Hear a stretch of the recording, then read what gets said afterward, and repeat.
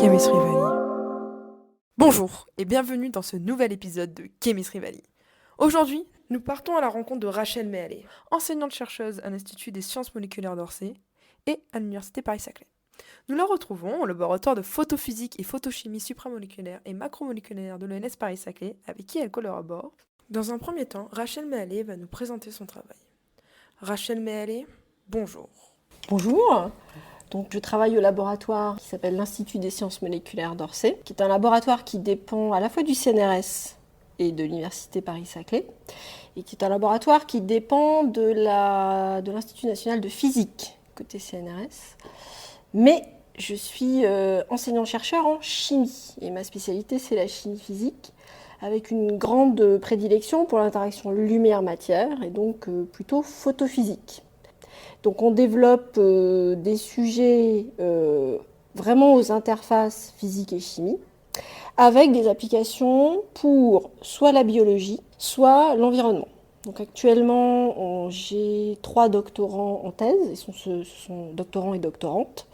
Ce sont essentiellement elles et eux qui font avancer les projets de recherche. Typiquement, j'ai obtenu il y a un an un projet ANR qui est autour de l'imagerie photoacoustique. Donc là, on a un partenariat avec 4 laboratoires, dont l'Institut des sciences moléculaires d'Orsay, l'Institut Galien Paris-Saclay, le laboratoire d'imagerie biomédicale à Paris-Sorbonne, enfin Sorbonne Université, et puis le laboratoire de photophysique et photochimie supra- et macromoléculaire de l'ENS Paris-Saclay. Et donc là, l'idée, c'est de développer des nouvelles nanoparticules comme agents de contraste pour l'imagerie photoacoustique.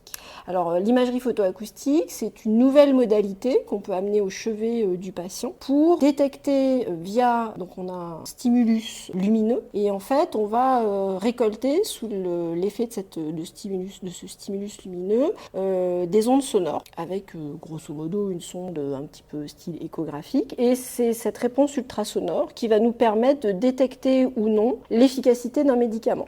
Donc on va fabriquer des nanovecteurs qui vont être à la fois actifs en photoacoustique, qui doivent absorber de la lumière dans le proche infrarouge, puisqu'il faut que la peau, les tissus soient transparents, et ils doivent répondre donc sous forme d'ondes sonores, ils doivent générer une onde acoustique. Et ils doivent aussi porter, in fine, des médicaments. Donc on va faire de la nanomédecine. Et donc notre rôle là, surtout du PPSM et de l'ISMO, ça va être de générer des nouvelles molécules qui sont organiques, qui doivent absorber, donc avoir un fort coefficient d'extinction molaire, celui de Beer-Lambert, donc en UV visible, mais sauf que ça doit être dans le proche infrarouge, et qui ne doivent pas ou très peu être fluorescentes. Parce qu'en fait, moi j'ai beaucoup travaillé en fluorescence, mais là il faut qu'on tue, qu'on quench, qu'on inhibe la fluorescence. Donc on va travailler sur la structure chimique pour avoir une bonne absorption mais une mauvaise émission. Et du coup, une fois que la molécule elle est à l'état excité, il faut bien qu'elle retombe à son état fondamental, et donc on espère qu'elle va le faire par vibration, et qu'en vibrant, elle va générer une onde acoustique qui va ensuite pouvoir être détectée. Alors ces agents, on va les formuler dans des nanoparticules, qui sont des nanoparticules qui vont pouvoir encapsuler à terme des médicaments. Et c'est là où le partenariat avec l'Institut Galien prend tout son sens, puisque eux, ce sont des spécialistes de nanomédecine. Donc avec mon collaborateur Nicolas Tsapi. Et donc on va faire des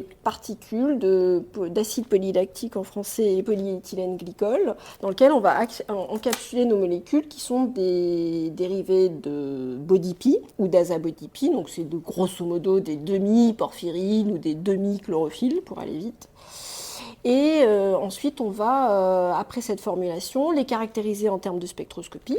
Puis ensuite, on va aller à Sorbonne Université, au laboratoire d'imagerie biologique, où on a un spécialiste d'imagerie, avec Jérôme Gâteau, qui développe un tomographe 3D, qui a aussi un banc pour caractériser les propriétés photoacoustiques. Et donc, on va comparer l'efficacité en absorption UV visible, donc le coefficient d'extinction molaire, avec l'efficacité photoacoustique. Et on essaye de faire des corrélations. Donc, on a eu une thèse, Jean-Baptiste Baudin, là, qui a démarré le projet.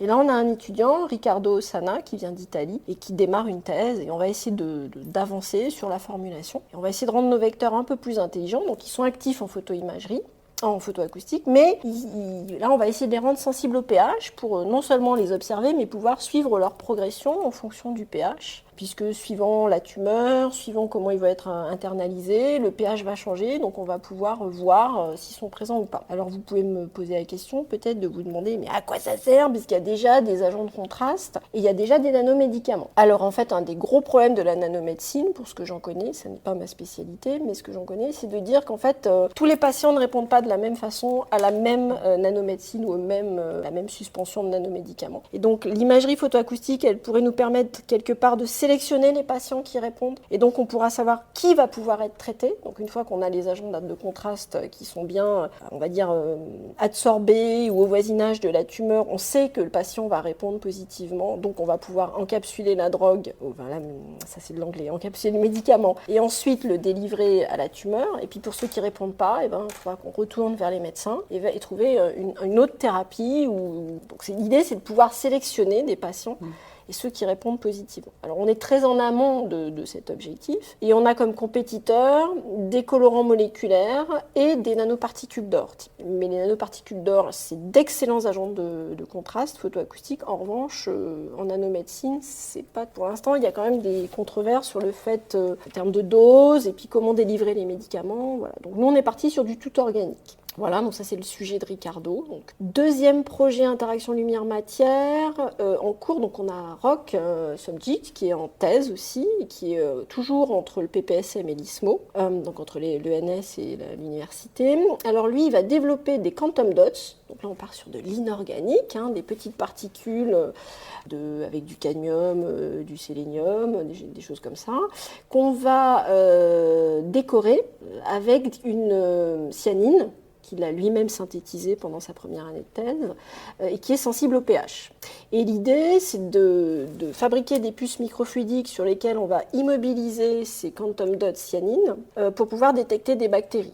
Donc le quantum dot, c'est une particule inorganique qui va pouvoir émettre une certaine lumière, donc on va la choisir autour de 600 nanomètres, l'émission, et elle va pouvoir communiquer avec la cyanine, qui elle-même est fluorescente, donc on va pouvoir faire des transferts d'électrons, transferts d'énergie, potentiellement, pour pouvoir avoir une réponse quand la cyanine est protonée, par exemple, et une réponse différente quand la cyanine est déprotonée. Donc on a deux signaux de fluorescence, un qui est celui du quantum dot, un qui est celui de la cyanine. Le signal de la cyanine, il dépend du pH. Donc finalement, on va avoir des rapports de bande qui vont changer, et ces différences de rapports, on va les tracer en fonction du pH, et on va faire un dosage, comme vous faites quand vous faites avec une électrode ou de la colorimétrie. Sauf que là, on le fait en fluorescence, avec de la microscopie, de l'imagerie spectrale. Et on voudrait immobiliser ces objets sur des surfaces, notamment dans des canaux microfluidiques, pour ensuite faire de la détection bactérienne. Alors pourquoi ? Alors, on va cibler des bactéries dites neutrophiles, qui, quand elles vont croître, vont fabriquer des espèces acides. Donc quand elles vont croître, le pH va baisser. Et du coup, si elles croissent, c'est qu'elles sont vivantes, elles vont bien, et si elles croissent pas, c'est que ça se passe pas bien. Donc on va pouvoir faire du criblage d'antibiotiques. Et donc tester la résistance ou non de ces bactéries. Alors là, on est très en amont de tout ça. Roch a synthétisé la partie cyanine. Il a bien vérifié qu'elle était sensible au pH. Il l'a rendue greffable pour ensuite faire un échange de ligands pour pouvoir ensuite la greffer sur le quantum dots. Et là, depuis la rentrée, il la prend et il met au point des protocoles de synthèse de quantum dots. Donc ça, c'est en collaboration avec Cédric Mongin au PPSM, et Gilles Clavier et Isabelle Leray. Et là, une fois qu'il aura ces quantum dots, on greffe la cyanine, on la caractérise, et puis ensuite on va tester la toxicité sur les bactéries, et ensuite on part sur l'aspect microfluidique. L'idée, c'est d'éventuellement, une fois qu'on a un QD et une cyanine, on va pouvoir paralléliser. Et sur les QD, rajouter des cibles pour détecter Escherichia coli, Staphylococcus aureus, Tococcus bacillis, enfin toutes des bactéries plus ou moins pathogènes. Sachant qu'à l'ISMO, on a une plateforme d'imagerie et de biologie où on peut travailler avec des espèces en L1, donc pas pathogènes ou peu pathogènes, et du L2, des espèces pathogènes. Donc on est équipé pour travailler avec ce type de bactéries, et ensuite on va imager. On a deux types d'équipements, un microscope confocal et un microscope plein champ sur lesquels on a installé une station microfluidique où on peut poser la puce et imager en intensité assez rapide. Donc moi, ce que j'aime bien faire, c'est aussi du spectre. Donc on fait beaucoup d'imagerie spectrale.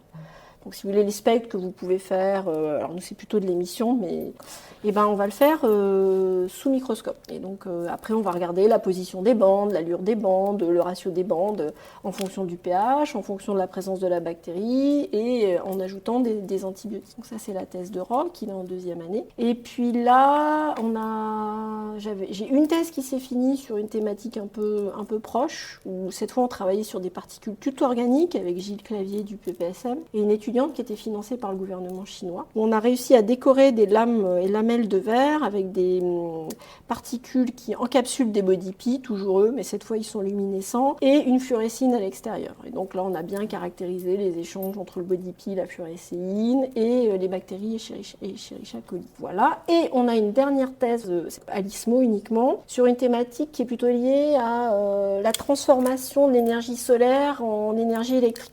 Donc là, on travaille avec des collègues de l'Institut Lavoisier de Versailles pour l'aspect synthèse. Et nous, on caractérise plutôt les transferts d'électrons, transferts d'énergie. Donc c'est Anam Fatima qui est en thèse, qui caractérise des dyades, c'est-à-dire des systèmes bichromophoriques avec un accepteur de lumière qui va donner son énergie ou des électrons, donc c'est du C60. C'est un body pea qui va absorber l'énergie, qui va la transférer au C60. Bon, bref, on a un donneur, un accepteur. On essaye de caractériser justement les échanges entre le fullerène et le body pea, là, suivant la couleur du body pea, est-ce qu'il a beaucoup de dégroupements qui font qu'il émet plus dans le rouge ou dans le bleu, est-ce que sa fluorescence est éteinte ou pas. Donc. Et après, on a travaillé sur des systèmes supramoléculaires qui sont des polyoxométallates et en interaction avec des clusters de pigments. Donc ça, c'est une synthèse qui est vraiment maîtrisée par les collègues de l'Institut Lavoisier. Et nous, on vient vraiment caractériser la photophysique. Donc on fait de l'absorption, d'émission, stationnaire, résolu en temps, ça veut dire qu'on envoie une lumière pulsée. On regarde la cinétique de relaxation, c'est jamais que de la cinétique en fait. Mais c'est une signature importante pour nous, la cinétique de relaxation de l'état excité. Et après, on va sur des techniques un peu plus poussées où on fait du pompe-sonde. Donc, ou du pompe-sonde. C'est-à-dire qu'on va pomper l'état fondamental pour amener la molécule à l'état excité. Et ensuite, on va envoyer une sonde qui va sonder cet état excité. Et on va regarder ce que devient l'état excité. Et ça nous permet de dire est-ce qu'il y a du transfert d'électrons, est-ce qu'il y a du transfert d'énergie. Et s'il y a un transfert d'électrons, combien de temps il dure? Est-ce qu'on a vraiment un radical anion, un radical cation? Auquel cas, est-ce qu'à un moment, on va pouvoir prélever cet électron pour l'envoyer un jour dans une électrode ou un circuit électrique? C'est un peu ce sur quoi on travaille en ce moment. Et puis voilà. Donc pour faire toutes ces recherches, vous travaillez majoritairement, enfin en tout cas les personnes que vous supervisez, est-ce qu'elles travaillent majoritairement avec des chimistes ou aussi vraiment avec un groupement homogène de physiciens et physiciennes, des gens qui travaillent en biologie, en médecine ou, Alors, l'équipe dans laquelle je suis, c'est une équipe où il y a beaucoup de physiciens, notamment des physiciens de la phase gaz et des physiciens du monde de l'astrophysique et de l'astrochimie. On est très peu à faire de la physico-chimie en phase dite condensée, c'est-à-dire en solution, donc on est 3 ou 4 à faire de la phase condensée dans l'équipe. Donc on profite à l'ISMO en tant que chimiste de l'apport de physiciens, notamment quand on veut faire du développement instrumental avec des techniques femtosecondes ou l'aspect pompe-sonde ou le lien nanoseconde, femtoseconde ou développer du Raman ou changer le mode de détection. Donc là on bénéficie beaucoup de cet environnement. Pour l'aspect biologie sur la plateforme, on a une collègue qui dirige techniquement, qui est directrice technique de cette plateforme qui s'appelle Ludivine Well-Renaud, qui est microbiologiste. Donc on a son expertise, à la fois pour de la formation, de l'accueil, mais également de l'analyse. Et puis après, on développe des collaborations avec des hôpitaux quand on peut, mais là on est trop amont. Donc on a déjà des contacts avec des hôpitaux. Paris-Saclay est en train de monter, a répondu à un appel à projet autour du sepsis, alors une septicémie. Donc là, il y a toute une recherche autour de la septicémie, notamment quand on est en réanimation. Il y a des gros risques en fait d'infection et de surinfection, et donc de détecter ces bactéries très très tôt, dans des très faibles concentrations, de faire leur profil de réponse à des antibiotiques ou pas, certains qui sont accessibles uniquement en hôpitaux. Donc il y a des interactions grâce à Paris-Saclay avec des hôpitaux du secteur. Après, côté biologie, moi j'ai eu très longtemps une collaboration avec Bianca Sclavi, qui a été longtemps au laboratoire de biologie à l'ENS, et qui depuis est partie à Sorbonne Université, mais qui est toujours notre référent quand on a des questions biologie. Donc on interagit avec des physiciens, des biologistes. Les étudiants, les doctorants, doctorantes, étudiantes interagissent avec, ce sont essentiellement des chimistes, nos étudiants, c'est vrai. Alors, certains ont un profil physico-chimie, au sens double diplôme, physique et chimie. Mais par contre, ils ont le bagage pour pouvoir interagir avec des physiciens. Et ils acquièrent le bagage pendant leur thèse sous forme de formation. Ils suivent des modules, il y a des formations en interne à l'ISMO, on peut s'inscrire à des formations à l'extérieur pour se former à la biologie. Après, côté médecine, on fait confiance aux médecins. Mais il y a des interactions, oui.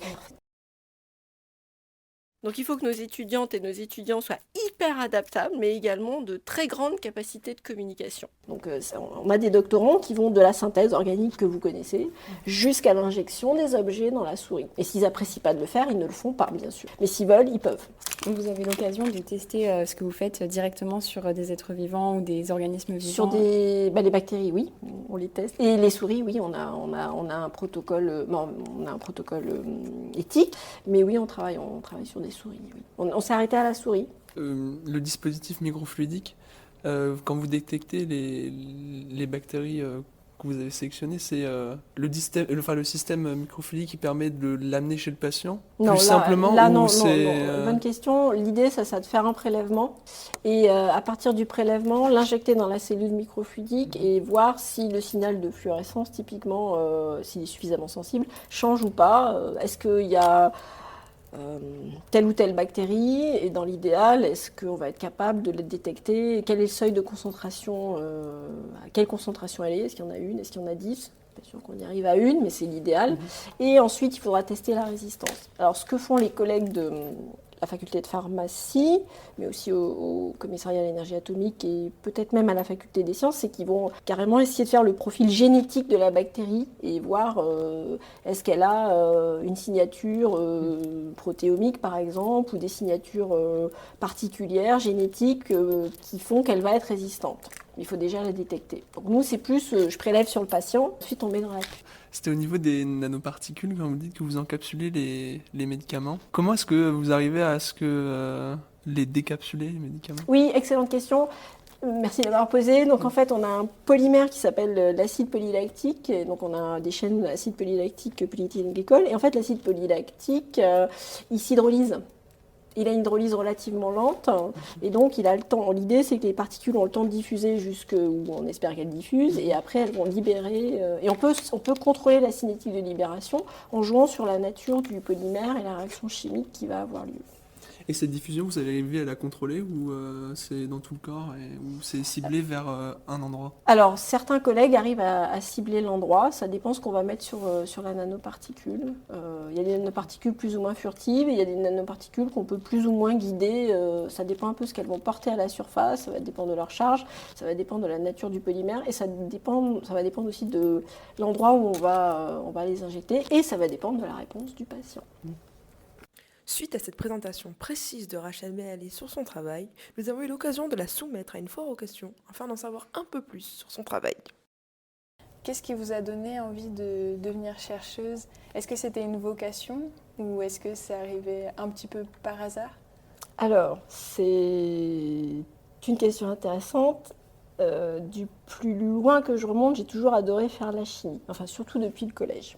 Et en fait, ma vocation au départ était d'enseigner. Ce que je voulais, c'était enseigner. À un moment, je me retrouve à l'université de Limoges. Et à l'université de Limoges, une de mes camarades veut passer l'agrégation de sciences physiques option chimie et le second concours de l'école normale supérieure de Cachan à l'époque. Elle n'avait pas trop envie d'y aller toute seule, donc moi, comme je voulais enseigner, j'avais pas eu le premier concours. Et donc, je m'étais dit, je connaissais pas ce deuxième concours. Du coup, j'ai dit, oui, je vais t'accompagner. Et donc, j'ai échoué à ce second concours la première fois, mais j'ai pu rentrer à la préparation à l'agrégation à l'école normale supérieure de Paris, cette fois en candidat auditrice libre. Et j'ai repassé le second concours et j'ai eu de la chance parce que j'ai pu avoir mon agrégation de sciences physiques option chimie après ma maîtrise de sciences physiques de l'université de Limoges. Et je suis rentrée à l'ENS de Cachan. Et donc j'avais déjà mon agrégation de sciences physiques option chimie. Et donc là j'avais 2 ans. Et à l'époque il était possible de faire ce qui s'appelait un DEA. diplôme d'études approfondies, qui est l'équivalent du M2. Et donc j'ai suivi un M2 qui est l'équivalent de M2 de chimie physique, en fait, qui était dans la directe lignée du magistère, en fait. Et après, j'ai fait un stage de recherche, j'ai commencé à travailler avec des particules de polymères luminescentes commerciales, et j'ai trouvé ça assez intéressant. Et j'ai pris le virus de la recherche au moment de ce stage de M2, alors que moi je voulais aller enseigner. Bon, alors il reste 2 années, donc la première le M2, et deuxième année financée, la première année de thèse. Alors, une fois qu'on a pris le virus, le côté un petit peu enquête, on n'est jamais sûr de ce qu'on va avoir, et puis la lumière, le fait de voir ces objets sous un microscope. La luminescence, moi ça m'a beaucoup fascinée, j'en avais jamais fait avant, j'ai appris la photophysique à la paillasse. Et du coup c'était assez fascinant. Et passer des nuits ou des soirées ou des journées au laser à interroger ces particules, à regarder les signaux, voilà. Ça m'a beaucoup plu. Et donc il fallait trouver un financement après cette première année de thèse. Et donc j'ai obtenu un poste de professeur agrégé au département de chimie à l'ENS de Cachan. Et donc j'ai fait ma thèse en étant Prague, avec une décharge horaire, puisque j'avais que 192 heures d'enseignement. Et j'ai continué ma thèse, du coup je l'ai faite en 3 ans et demi. Et quand on a un poste de Prague définitif, mais qu'on a le virus de la recherche, et qu'on est dans un établissement comme l'ENS Cachan, département de chimie, pendant plusieurs années, j'ai eu la possibilité d'avoir des dérogations pour ne pas faire un service complet et continuer la recherche. Donc j'ai continué comme ça pendant longtemps. C'était captivant, mais j'enseignais dans un environnement extrêmement confortable et bien doté, avec des étudiants et des élèves assez sympathiques avec qui on pouvait interagir. Enfin, c'est toujours très agréable les échanges avec les étudiants. Et puis, ça ne pouvait pas durer éternellement parce qu'un professeur agrégé, c'est pas censé faire de la recherche. Et donc, à un moment, il a fallu faire un choix, soit rester Prague et enseigner à 100% de mon temps, ou passer des concours, comme par exemple un concours de maître de conférence, donc enseignant-chercheur. Et du coup, il y a un poste qui s'est ouvert ici, dans l'établissement École normale supérieure Paris-Saclay, département de chimie.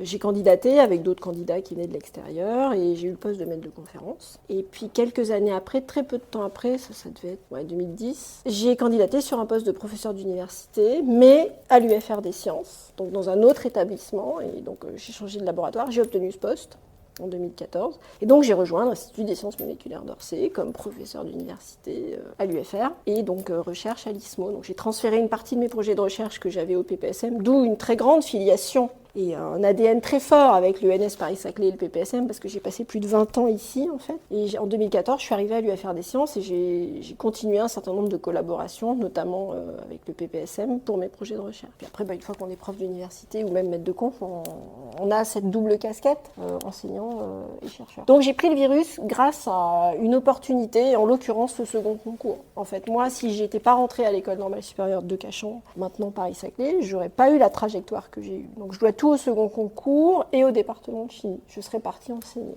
Donc là, ce que je trouve génial, c'est que je continue d'enseigner et je fais de la recherche. C'est un métier très riche. Ouais, j'aime bien, c'est sympa. Et alors justement, sur cette double casquette, c'est des choses qui sont quand même assez éloignées, mais qui se rejoignent sur certains points. Est-ce que vous pourriez nous dire justement en quoi vous trouvez qu'il y a des similitudes entre l'enseignement et la recherche que vous pouvez faire ? C'est une très bonne question. Dans les premiers temps, quand j'ai enseigné, il n'y avait pas beaucoup de liens, puisque j'enseignais la chimie générale, chimie minérale, beaucoup à l'agrégation, enfin à la préparation à l'agrégation à l'époque. Il n'y avait pas encore de Master 2 associé.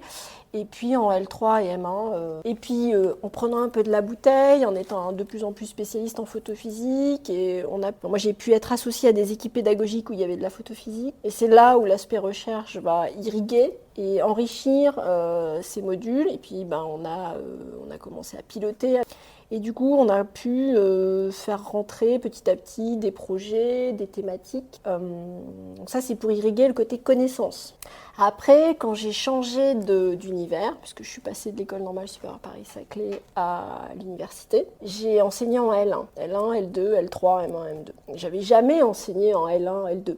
Donc là, c'est une autre façon d'enseigner, et c'est pas du tout des matières liées à la recherche. Par contre, le fait d'avoir un peu de... je pense que le fait d'avoir un peu de recul, ça permet d'ouvrir aussi les étudiants à des horizons. Quand ils se posent des questions d'orientation, de contenu scientifique, le fait d'être en recherche avec beaucoup de collaborateurs, collaboration, on a un réseau et on peut les guider pour trouver des stages, quand ils doivent faire des interviews pour leurs projets pro. Donc c'est aussi un apport que je vois. Après, en termes de méthodo, je me suis jamais vraiment posé la question parce que j'ai toujours... Maintenant, mes enseignements, c'est beaucoup irrigué par mon expérience de recherche, mais ce que je faisais avant, moins. Après, avec la préparation à l'agrégation, et on est quand même armé pour enseigner plein de chimies différentes.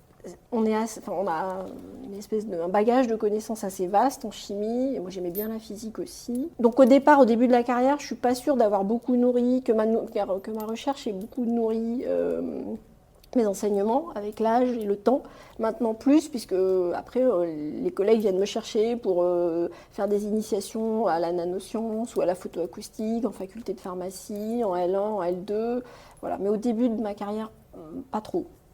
Et alors justement, donc, aujourd'hui vous travaillez notamment donc, sur les bactéries, la photoacoustique. Comment vous en êtes arrivé à choisir ce sujet ? Quand on travaille en recherche, on n'est jamais seul. Enfin moi j'ai fait ce métier parce que on n'est pas seul. Et quand j'ai fait ma thèse, j'avais un directeur de thèse qui a toujours énormément d'appétence pour des nouveaux projets. Et donc c'est au travers de ma thèse que j'ai été initiée à un certain nombre d'interfaces avec la physique et la biologie, et ça m'a beaucoup plu. Pendant longtemps, on est resté sur la spectroscopie, la photophysique des body-pi, très fondamentale. Et puis j'ai souhaité revenir vers la biologie parce que pendant ma thèse, de voir soit Robert Pensu y travailler avec d'autres doctorantes, soit moi-même un petit peu, je m'étais dit que c'était vers ça qu'il fallait aller, qu'il y a un côté un petit peu applicatif. Les bactéries, parce qu'il y a un gros enjeu sur la résistance des bactéries aux antibiotiques, ça risque d'être très compliqué dans les années à venir de se soigner, et elles deviennent résistantes, parfois multirésistantes. Ça fait un peu peur quand on regarde les projections, donc il y avait l'idée de contribuer, d'être utile, modestement, mais... Et pour la photoacoustique, ça c'est intéressant comme histoire parce que c'est clairement lié à la construction de Paris-Saclay. Parce que dans Paris-Saclay, on brasse des gens qui n'ont pas forcément l'habitude de travailler ensemble, et à un moment, il fallait construire le département de chimie, qui est devenu la Graduate School de chimie, et le département de biologie, et puis il y avait des appels à projets un petit peu interdisciplinaires, et donc je me suis retrouvée à une réunion avec des collègues de l'Institut Galien, et là on s'est aperçu que ce serait peut-être intéressant que nos body-pi, qu'on avait laissés dans le placard parce qu'ils étaient très peu fluorescents, que nous on estimait ratés puisqu'ils n'étaient pas fluorescents, en fait, il pourrait avoir un sacré potentiel en imagerie photoacoustique et pour du nanomédicament. Et donc, c'est quelque chose d'un peu... voilà, lors d'une réunion Paris-Saclay, pour construire l'univers de recherche, on s'est dit, tiens, qu'est-ce que tu fais ? Et puis on s'est dit, oui, en fait, tu as besoin de colorants qui absorbent dans le proche infrarouge et qui n'émettent pas. Mais moi, j'en ai des kilos dans le... Enfin, on en a un certain nombre. Une bibliothèque, comme on dit. Et c'est comme ça que ça a démarré, la photoacoustique. Et c'est ça qui est super en recherche, c'est que c'est les rencontres. Et du coup, en interagissant avec les gens, en présentant vos projets, en discutant de ce que vous faites, les gens disent moi je... Et c'est juste en discutant avec les gens. On se croise et au bout d'un moment on se dit mais au fait, en recherche, on pourrait faire des choses. Ou au contraire, en congrès, vous allez présenter vos résultats. Et puis d'un seul coup, vous vous rendez compte qu'il y a une équipe en Irlande qui font des nanoparticules de silice ou des colorants, des azabodipi, c'est des colorants un peu comme les vôtres, mais qui ont l'air un peu sioux, pas tout à fait dans les mêmes gammes, et que peut-être on pourrait faire des collaborations qui sont sur des... Et on va voir les gens, on discute, et si le contact humain se passe bien, ce qui est super important pour moi, on essaye de collaborer, on va chercher des financements, on les a pas, mais on construit des réseaux comme ça qu'on peut garder des années et des années. Et c'est aussi, c'est vrai, les interactions avec les anciens étudiants ou anciens élèves, mais qui deviennent grands à un moment et qui peuvent partir à l'étranger, piloter des équipes de recherche, partir dans l'industrie, et qui des fois reviennent et disent on aimerait bien travailler avec vous, on a ça comme problématique, on sait que vous faites de la photophysique ou de l'imagerie. Est-ce qu'on peut travailler ensemble ? Donc là aussi, il y a le réseau des élèves et des étudiants. Et ça, c'est du long terme en fait. Et c'est chouette de voir revenir des étudiants ou des élèves, étudiantes aussi, avec qui on peut interagir, qui sont devenus, pour certains, des chercheurs brillants. Et donc, comme on vient de le voir, justement, vous travaillez ici sur des domaines qui ont des applications directes, notamment ici sur l'humain, probablement dans le futur. Est-ce que vous pensez que c'est quelque chose qui a un moteur ? Parce que notamment, il y a certains domaines de la chimie où on n'a pas ces applications qui sont possibles. Vous pensez que ça apporte quelque chose en plus pour pouvoir avancer dans ces travaux ? Je peux répondre à différents niveaux. Tous mes collègues ne seront pas forcément d'accord, donc je m'en excuse par avance. Mais je pense sincèrement que le mode de financement, il me semble que c'est peut-être plus facile, même si ça reste difficile, mais c'est plus facile avec des projets appliqués liés à la santé ou à l'environnement. Premier niveau de réponse. Deuxième niveau de réponse, moi ça m'amuse plus, après avoir fait beaucoup de spectroscopie très fondamentale. C'est pas non plus super, on n'a pas réinventé le fil à couper le beurre, mais on a fait de la spectroscopie pour faire de la spectroscopie. Moi je trouve ça super, des déclins avec de la polarisation, mais l'idée c'est de se sentir un peu utile aussi, de contribuer à une communauté, donc ça c'est plutôt personnel. Et après, pour interagir avec un certain nombre d'étudiants, d'étudiantes et d'élèves, il y a une vraie demande de donner du sens à son projet de recherche. Alors, je pense que faire de la science fondamentale, de la méthodologie de synthèse en chimie moléculaire ou des matériaux, du développement instrumental, des méthodes de chimie ou physique théorique, c'est hyper important parce que, in fine, ça va forcément irriguer le côté appliqué. Mais ça, il faut qu'on l'explique à nos étudiants que peut-être le nouveau modèle de chimie théorique, ça peut déboucher. Et donc, il faut pouvoir l'expliquer. Le temps d'une thèse, vous avez rarement le temps d'aller à l'appliquer. La méthodologie de synthèse, hyper important. Je ne suis pas du tout chimiste inorganicienne. Mais vous avez des gens brillants là dans l'environnement, notamment dans l'environnement de l'UFR de pharmacie, de l'UFR de sciences, du laboratoire ICSN, du CEA, qui font de la méthodologie de synthèse ou de la catalyse un peu, on va dire, hardcore ou trapue. Je pense que c'est hyper important pour découvrir de nouvelles voies de synthèse, de nouveaux matériaux, de nouvelles molécules. Alors, est-ce qu'elles vont servir maintenant? On ne sait pas. Et je pense qu'il faut se laisser la possibilité de faire les deux, du très fondamental et de l'appliqué. En revanche, les étudiants et les élèves, ils ont besoin de donner du sens. Mais je pense qu'on peut donner du sens au très fondamental. Il faut quand même qu'on fasse du développement. Admettons qu'on arrive à faire ce qu'on veut faire. Mais je vais faire quoi après? Donc j'ai besoin d'avoir quand même des nouvelles molécules, des nouveaux matériaux, des nouveaux instruments. Il faut qu'on arrive à garder ces deux... Mais voilà, je pense qu'il faut garder les deux. Mais je pense qu'il faut vraiment qu'on donne... Et même pour la société, si on prend un 4e niveau, je pense qu'on travaille sur de l'argent public, on a des comptes à rendre, il faut quand même qu'on explique que c'est sur des temps longs, voire très longs, pour les observations spatiales, c'est des temps très longs, mais que cet argent, il est investi, je veux dire, pour des...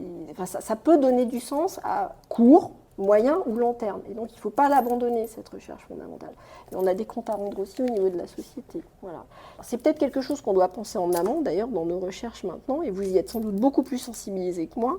C'est en quoi l'impact de ma recherche, de la molécule que je vais construire, de l'instrument, du matériau, quelle empreinte je vais donner à la planète? Est-ce que c'est durable, pas durable, recyclable, pas recyclable? Combien je coûte en énergie? Combien je peux économiser d'eau? Enfin, voilà. Ça, c'est des choses qui maintenant, on va devoir de plus en plus faire rentrer. Ça ne répond pas tout à fait à votre question, mais ça reste des contraintes qu'on n'avait peut-être pas ou moins il y a un certain nombre d'années, on va dire 25 ans, que maintenant on va devoir vraiment prendre en compte. C'est-à-dire, toute action, elle a une réaction. En recherche, ce qu'on fait, il n'y a pas zéro coût, et il n'y a pas zéro impact. Et donc ça fait aussi partie des choses auxquelles on doit réfléchir. Et donc si, in fine, on arrive à démontrer que ce coût énergétique, environnemental, il pourrait sauver des vies, aider à justement à plus de durabilité, plus de chimie verte ou de physique verte, je pense que c'est important, mais on va avoir besoin du fondamental. Et c'est là où, à mon avis, la chimie elle a un rôle fondamental à jouer. La chimie elle a un rôle sur les matériaux, sur la transformation de la lumière en courant, sur la dépollution, vraiment, les chimistes ont un rôle clé à jouer. Et alors, sur toutes ces possibilités justement et perspectives, est-ce qu'il y aurait par exemple un sujet sur lequel que vous n'avez jamais eu l'occasion d'explorer et que vous aimeriez bien peut-être dans le futur ou qui vous aurait plu également de découvrir peut-être? Pour être tout à fait honnête avec vous, on est tellement occupé à faire tellement de choses que malheureusement j'ai plus le temps de réfléchir. En fait, je suis peut-être trop dans l'action. On a toujours le sentiment en recherche de rater des opportunités. Mais le principe de réalité, soit de la science, soit du financement, nous rattrape. Il y a des choses que j'aimerais bien faire avec des collègues polyméristes, notamment avec des collègues à Thiers, en particulier David-Louis Versace. Mais on n'arrive pas à se faire financer pour l'instant. Mais explorer... Si, il y a un truc que je pense que j'aurais adoré faire, mais que j'ai pas pu faire parce que voilà, j'ai choisi. Je suis arrivée au PPSM, je fais de la spectroscopie. Je pense que j'aurais adoré faire des matériaux. Mais le côté matériaux, la métallurgie, je suis sûre que j'aurais adoré ça. Mais voilà, j'ai pas fait. Donc voilà, ça, je vois pas trop comment retourner vers ça. Mais ouais, je pense que j'aurais vraiment aimé. Le côté industriel, ça m'aurait vraiment, vraiment plu. Les aciers, ouais. Non, je pense que ça m'aurait beaucoup, beaucoup plu. Si je devais changer, peut-être que je me dirigerais vers la chimie des matériaux. Et alors, pour conclure, une dernière question. Est-ce que vous auriez un mot-clé qui, selon vous, définirait le métier de chercheur ? Un mot-clé ? Un seul ? Peut-être pour recadrer un peu la question, qu'est-ce que le métier de chercheur, en fait, selon vous ? Je vais dire une chose qui n'est pas politiquement correcte. Il faut être hyper ouvert, hyper curieux, pouvoir être bousculé et bousculer ses certitudes et finalement être prêt à ce qu'une question n'amène pas une seule réponse, voire qu'une question ouvre des dizaines de questions auxquelles on ne sera pas forcément amené à pouvoir répondre. Donc, il faut pouvoir gérer une forme de frustration. Et aussi se dire que toutes les réponses ne sont pas dans les livres et que donc il faut toujours garder cette curiosité, avoir beaucoup de ténacité, être hyper adaptable et surtout garder un esprit extrêmement ouvert. Et donc il ne faut surtout pas rentrer dans une espèce de norme où une réponse, enfin il y a une question égale une réponse et tout est dans les livres. Et donc il faut vivre avec cette incertitude et une forme d'instabilité. Voilà. Puis des fois on est face à des échecs pendant des thèses où on a 2 ans sans résultat. Là, il faut être tenace. Ouais. Non, voilà. Et puis des fois, ça ne marche pas, donc il faut savoir fermer les voies. Donc je dirais adaptabilité, ténacité, puis alors il faut de l'endurance aussi, mine de rien, beaucoup d'énergie. Et il faut beaucoup de passion pour faire ce métier. Il faut vraiment être passionné. Après, chacun alimente sa passion de différentes façons. Mais ouais, allez, voilà, ténacité, endurance, énergie. Ça fait pas un mot, hein, ça fait 3. C'était difficile, vos questions. Merci beaucoup pour toutes vos Merci à vous. réponses. Merci à vous, c'était très sympathique, très agréable.